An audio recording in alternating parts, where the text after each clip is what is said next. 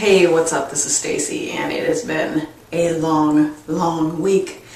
Even though the economy kind of sucks, we're hiring at my job where I'm a corporate IT manager, and I have been interviewing all week. There are some really interesting people that you meet when you interview. Some really good people, but there's some really odd people, and I want to talk about to you how to have a good interview, because I think that some of you may be looking for a job. Just taking a wild stab in the dark that some people may be out there looking for a job. So, number one, obviously you need to get the interview and get your resume together and get the opportunity to sell yourself, right? But when you finally get the interview, you gotta be on time, okay? And if you're going to somewhere where you haven't been before, track it out first. Go drive it. Don't depend on your GPS, don't depend on your iPhone. You got to make sure you can get there on time. If you can't get there on time and you find yourself running short, call immediately. If you call before the interview starts, odds are they're going to give you some leeway and they're going to at least try to accommodate you. But if you're driving around, it's going to be 15 minutes after you were supposed to be there, you might as well just go home. You might as well just forget it, really, right? So when you get there, hopefully you're dressed for the job. Not the job you're going to get, but the job that you want. I mean, doesn't everybody want to be the CIO or the CEO or the president or something someday? So you should always have a nice suit on, or at least a shirt and tie, or a business suit. For men or women, no dockers, no polos, something dressy, probably dressier than what the people that you're interviewing with have on.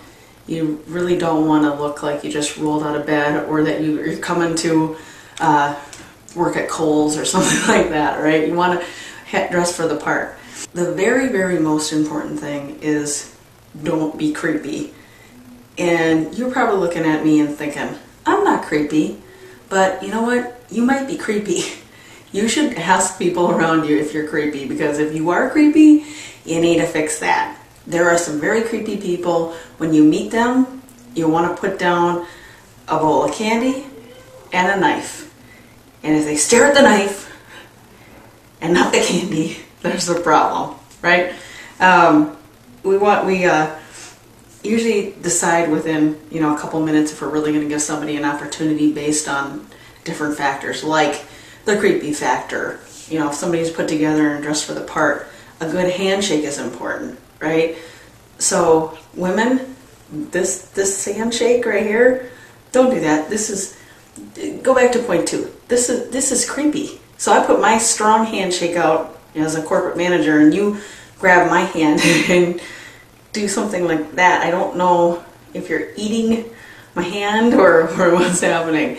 And men, sometimes when they shake hands, they try to give you a light handshake because you're a woman or whatever, or else they'll try to overpower you by an enormous squeeze, like break the bones in your hands. That's not good either. So get a good handshake going. If you don't have one, practice. Start shaking hands with someone. I shake hands with somebody probably every single day at my job. I'm meeting somebody new, I have a vendor coming in, something like that. I have a handshake nobody would ever think twice about. That's the important part. If they think twice about it, it's either too hard, too soft, or too wet. If you're sweaty because you're nervous and you don't really know if you're going to get the job and you really want it, or you're excited or whatever, it's okay to wipe your hand on your pants before you can do it in a nonchalant way. Just wipe your hand, or ask to use the lavatory from the receptionist or whoever, and go in there, wash your hands one good time, run them under the dryer. You don't want to have a wet hand. You don't want to have a fishy, clammy, nasty hand. Definitely a handshake that makes me want to wipe my hand is not a good idea. So anyway, you get to the interview and you got to kind of follow the lead of the person who's interviewing you. If the people that are interviewing you are very fun and relaxed, you don't want to relax too much. You don't want to let your guard down too much, because they could be trying to disarm you and trying to see if you can get a little wild and see how you really are beyond maybe even what you would be like at work, like how you are on Friday night or Saturday night. You don't want to show that in an interview. But if people are trying to have fun with you, you definitely want to have fun with them. There are so many times we interview people, and a lot of what we want has to do with personality and how they're going to fit in with the team. And our team is super fun. So if somebody's kind of like uptight and they're real, rigid about how they answer questions. I'm like, no dude, this is not going to work, because you get that kind of person in with this team, it's going to ruin the team. So if they're a little uptight, you have to go there if that's the kind of personality you have. But if they're kind of loose, you want to loosen up a little bit, at least to the extent that they can understand that you're a fun person. In the interview, you want to know something about the company. That's really important too, because when we ask, do you know what the company does, we like somebody to give some kind of answer to show that they've put some research in, to show that this isn't just any company to them. So having an answer to a question, you know what the company does, is important. Even if you're interviewing at Popeye's Chicken, if they ask you what Popeye's Chicken does, you're not going to be like, you make chicken, right? You want to say, hey, it's a big corporation known around the world for making great chicken and red beans and rice that is the yummy, yummy, yummy in my... Okay, not maybe... That's a Friday Saturday thing, don't do that. At any rate, you want to know something about the company. Another thing is, answer the questions the way that, that you feel it's appropriate. Try to find the right words. Like I said, try not to be nervous. But then, one of the last questions that always comes up is, do you have any questions for me? And actually the way I say it is, what are your questions for me?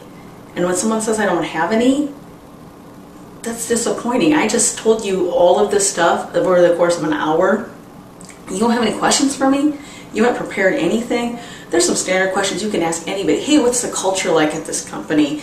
What's the environment? What are the hours of the job? One thing I hate it when people ask, what's the pay? Hey, you know what pays money. I know what pays money. Maybe I don't know what the pay is for you yet. But the point is, this is not the time to talk money. You talk money when someone gives you an offer.